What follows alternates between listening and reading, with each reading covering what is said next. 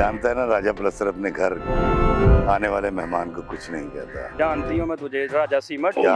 राजा बजरी, वो इंसान का बच्चा सॉरी बन है। राजा ताबड़ा साहब, जानती हूँ मैं तुम्हें। जल्दी कर, कोई आना जाए। तुम भी कुत्ते। मैं कहा देख ये क्या है? हाँ। घोड़ा। कहते इतना छोटा घोड़ा। तो फायर मारा है। लगा तो नहीं।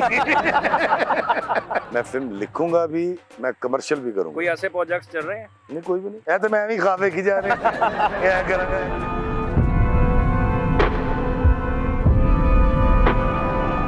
तुझे कहा था ना तेरे घर में घुस के मारो। तेरी इतनी जुर्रत, तू मारेगा बब्बर शाह को? जानता है ना राजा प्लस्तर अपने घर आने वाले मेहमान को कुछ नहीं कहता। जानती हूँ मैं तुझे, राजा सीमट, क्या? राजा बजरी, वो इंसान का बच्चा सॉरी बन है। राजा ताबड़ा साहब, जानती हूँ मैं तुम्हें। अस्सलाम वालेकुम नाज़रीन, मैं हूँ काका रिपोर्टर, आप देख रहे हैं कैपिटल टीवी। नाज़रीन मेरे साथ मौजूद है इफ्तिखार अहमद इफ़ी साहब, जो कि किसी तारुफ के मोहताज नहीं हैं। परिज़ात में शोहरत की बुलंदियों पे जाके फिर वापस आए, फिर बुलंदियों पे जा चुके हैं। जीवन नगर सुहेल अहमद साहब के साथ कर रहे हैं, जिसमें इनका राजा प्लस्तर जो करैक्टर है बड़ा वायरल है। एक खूबसूरत नाम और खूबसूरत शख्सियत जिनके ऊपर ये पिक्चराइज किया गया। और आइए इनसे जानते हैं कि सुहेल अहमद साहब के साथ काम करके कैसा लगा। ये उनको मार भी देते हैं, आगे दुश्मनी उनके साथ फ़ायदामंद रहेगी, नुकसानदेह रहेगी। और राजा प्लस्तर ही क्यों? क्योंकि जब से इनका नाम राजा प्लस्तर आया है, लोगों ने इनको मिस्त्री समझ के इनको ऑर्डर देने शुरू कर दिए हैं। कोई घर बनवाने के लिए राब्ता कर रहा है, कोई ईंटों का पूछ रहा है। सर कैसे हैं आप? मैं बिल्कुल ठीक हूँ, आप सुनाइए। अल्हम्दुलिल्लाह। सर आप इंडस्ट्री छोड़ चुके हैं, हाँ जी, आपने ऐलान किया, आपने छोड़ दी। ये ड्रामा पहले रिकॉर्ड हुआ, हाँ जी। अब माशाल्लाह अल्लाह पाक ने फिर आपको इज्जत दे दी है। इतना आपका वायरल जा रहा है वो करैक्टर राजा प्लस्तर। क्या इसके पीछे कहानी है? राजा प्लस्तर ही क्यों? पता नहीं जी, वो कमाली के बारे में मेरा ख्याल था कि हिट नहीं होगा, छोटा सा रोल है वो, फिर अल्लाह ने जो अकल गुम कर दी। और राजा प्लस्तर के हवाले से मेरा यकीन था कि कोई ऐसा तो तीर नहीं चलाया मैंने, तोप नहीं चलाई, लेकिन मालिक है जब अता करने पे आए तो ऐसे ही करते हैं। राजा प्लस्तर कौन है? बेसिकली वो दिखाया गया है कि मिस्त्री है, उसके पीछे क्या कहानी है?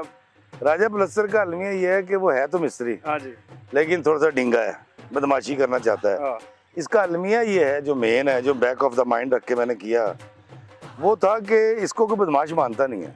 अच्छा, अब है पूरे दिनों का बदमाश, हाँ। इसको लोग मानते नहीं है।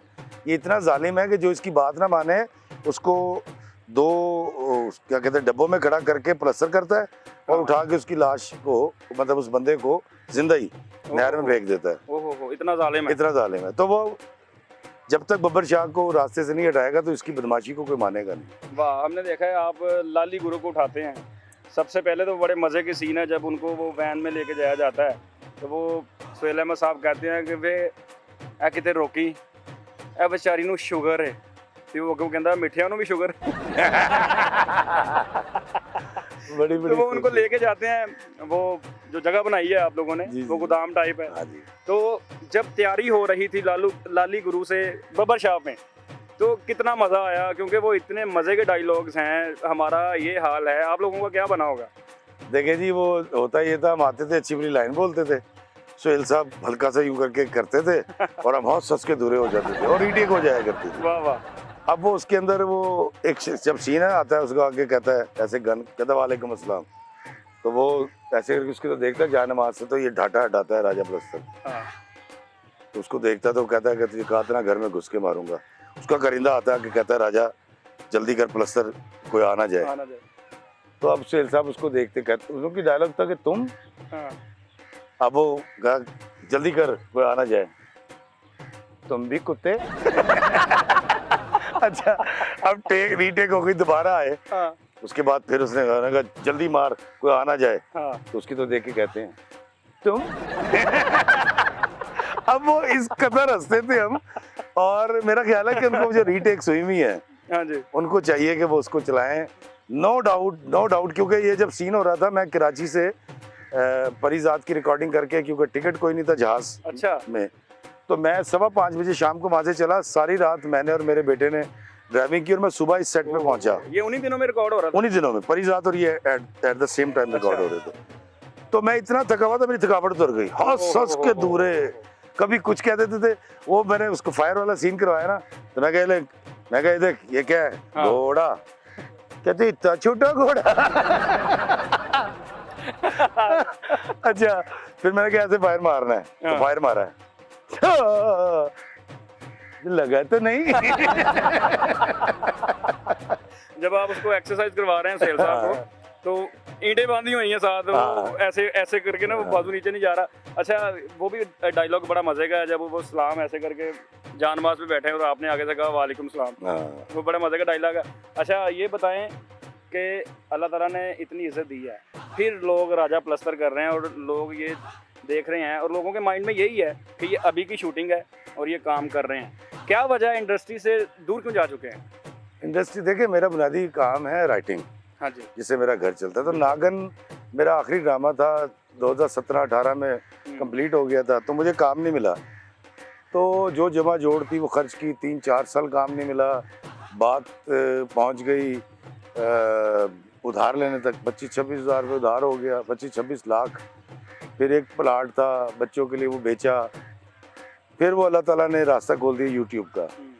तो फिर मैंने कहा चलें यार, 28 साल यहाँ लगा लिया, बाकी फिर तो वो अब यूट्यूब से घर चलता है, अल्लाह का शुक्र है, फर्स्ट क्लास। अब आप व्लॉगिंग कर रहे हैं? हाँ, व्लॉगिंग कर। अच्छा सर, मुझे ये बताइएगा, बेशुमार आपने ड्रामा लिखे, 26 साल से आप लिख रहे हैं, ज़ौक़ वाले बंदे हैं, अच्छा करैक्टर किया, हिट हुआ, फिर आपने इंडस्ट्री छोड़ दी, ड्रामा इंडस्ट्री। क्या वजह समझते हैं? लॉबिंग है, या टैलेंट की कदर नहीं है, या कोई पर्सनल मैटर्स हैं? नहीं, मेरा ख्याल है कि मैं एक म्यारी लिखने वाला नहीं हूँ और म्यारी एक्टर नहीं हूँ, तो शायद इसलिए मुझे आगे काम नहीं मिला। और चूँकि काम नहीं मिला तो फिर 5 साल उन्होंने काम नहीं दिया, 6ठे साल फिर मैंने भी अनाउंस कर दिया कि चलो जान छाड़ दे। अपने आप को गैर म्यारी कहना और काम का बंदा ना कहना, ये अंदर से दुख होता है जो इंसान के ज़ुबान पे आ जाता है। क्या हुआ है, इतने डिसहार्ट क्यों हैं? नहीं, मैं डिसहार्ट नहीं हूँ, मैं आई एम वेरी हैप्पी। आप देखते नहीं है, मैं पूरी दुनिया में, बिल्कुल पहाड़ों में और कहाँ फ्रांस में और जर्मनी में और कहाँ गाने गाता फिर रहा हूँ। मैं तो खुश हूँ, मुझे कोई फर्क नहीं पड़ा। दरअसल देखें, मेरे लिए जीना ज़रूरी है, बिल्कुल, और जीने के लिए आसूदगी बड़ी ज़रूरी है। और आसूदगी के लिए ना कुड़ना, ना गुस्से में आना, ना तैश में आना बड़ा ज़रूरी है। काम रहना है आपने, काम रहना। अब दरअसल जीना ज़रूरी है आसूदगी के साथ, आसूदगी ज़रूरी है, पेशा ज़रूरी नहीं है।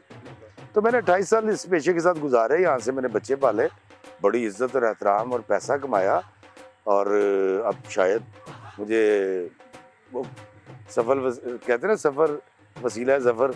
वाह वाह, तो हिजरत बड़ी ज़रूरी होती है। ठीक है, मैं बड़ा खुश हूँ। आप खुश हैं? अच्छा, मुझे ये बताएं कि काबली पुलाव ड्रामा चल रहा है, वो भी आजकल जीवन नगर के साथ साथ जा रहा है, बड़ा हिट करैक्टर है हाजी साहब का, उसमें वो लड़की को लेके आते हैं, तो हमने सुना है वो आपको ऑफर हुआ था पहले? हाँ जी, वो पहले मुझे कॉल आई थी और फिर मुझे काशिफ भाई को कॉल करे, काशिफ निसार को मैंने सॉरी किया, क्योंकि मैं तुर्की से आया था और उन दिनों मैं एक ड्रामा लिख रहा था। अच्छा, तो काबली पुलाव और परिजात की ऑफ़र साथ आई थी, दोनों इनकार कर दिए। सितंबर के अंदर परिजात की जब दोबारा ऑफ़र आई तो मैं बहुत सारे पैसे दस थे, उन्होंने हाँ कर दी, अच्छा, फिर मैं उन्हें करना पड़ गया। और ऐसा किया कि फिर लोगों ने आपको पसंद किया है। अच्छा, ये बताइएगा, अब अर्निंग कहाँ से हो रही है, पैसे कहाँ से आ रहे हैं? आप मुल्क घूम रहे हैं, हाँ। कहाँ से जेब खर्च चल रहा है आपका? देखिए जी, मैं यूट्यूब मुझे पैसे देता है, बहुत ज़्यादा तो नहीं देता, लेकिन मुझे ऐसे नहीं करना पड़ता। सही है। पहली बात तो ये। दूसरी बात ये है कि मैं सिर्फ टिकट लेता हूँ किसी भी मुल्क की, मैं वहाँ जाता हूँ तो वहाँ जो ओवरसीज़ हैं वो इतनी मोहब्बत करते हैं, इतना प्यार करते हैं, क्योंकि मैं पहले से जा रहा था तो बहुत सारे मरासिम पहले भी बने हुए थे। परिजात और शायरी हिट हो गई, किसी बशर में हज़ार खामी, मैं लोगों से मोहब्बत में नाएं छोड़ देता हूँ, फिर वीलॉग्स। हाँ जी, तो इतना बड़ा फ़ैन क्लब बन गया मेरा, मतलब मैं अक्सर जब पाकिस्तान फ़ोन करता हूँ अम्मी को या बेगम को, तो मैं उन्हें कहना हो मैं बड़ा हिट है यार, बड़ा प्यार कर दे, तो वो ले जाते हैं, वही रखते हैं, वही घुमाते हैं। तो अल्लाह उनको सबको ज़िंदगी दे, जो मेरे फैंस हैं, ओवरसीज़ हैं, सबका बेहद मशकूर हूँ, बहुत बहुत शुक्रिया। तो इसमें मेरा खर्चा सिर्फ टिकट का होता है। सही है। ड्रामा इंडस्ट्री छोड़ चुके हैं, अगर फिल्म ऑफर होती है तो करेंगे? हाँ जी, फिल्म करूँगा, मैं फिल्म करूँगा भी, मैं फिल्म लिखूँगा भी, मैं कमर्शियल भी करूँगा। कोई ऐसे प्रोजेक्ट्स चल रहे हैं? नहीं, कोई भी नहीं, मैं तो मैं भी खा वेखी जा रहे क्या करांगा हाले ब्रेक लगी हुई है। हाँ नहीं कोई ऑफर नहीं। सही है। तो वीडियो के लास्ट पे कोई अच्छी सी 2 लाइनें हमें अदा कर दें, क्योंकि आप लिखते बड़ा अच्छा हैं और इस वजह से ज़्यादा जाने जाते हैं। तो 2 लाइनें हमें अदा करें, हम आपसे फिर इजाज़त लें। किसी पे आसरा से हम सहारे बांट लेते हैं, खुशी के रोज आओ चांद तारे बांट लेते हैं।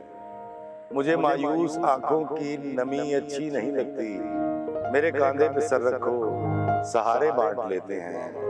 तुम्हारे दर्द के किस्से अगर कोई नहीं सुनता, मेरे कानों में सब कह दो खसारे बांट लेते हैं। किसी को मैं सहारा दूं, किसी को तुम सहारा दो, हमारे गिर्द हैं लाखों बेचारे बांट लेते हैं। और चलो इस ईद पे हम एक नया सा काम करते हैं, चलो इस ईद पे हम एक नया सा काम करते हैं, रकीबों से गले मिलके छुहारे बांट लेते हैं, रकीबों से गले मिलके छुहारे बांट लेते हैं। और आखिरी शेर है और गैर सियासी है कि मुझे लगता है हमसे ये सियासतदान अच्छे हैं, मुझे लगता है हमसे ये सियासतदान अच्छे हैं, हुकूमत मिलके करते हैं इदारे बांट लेते हैं, हुकूमत मिलके करते हैं इदारे बांट लेते हैं। किसी भी आसरा से हम सहारे बांट लेते हैं, खुशी के रोज आओ चांद तारे बांट लेते हैं। वाह वाह सर, बहुत शुक्रिया आपके वक्त का। थैंक यू जज़ाक अल्लाह सर, खुश रहें। आप तशरीफ लाए, बहुत शुक्रिया सर, बहुत शुक्रिया, जज़ाक। Thank you.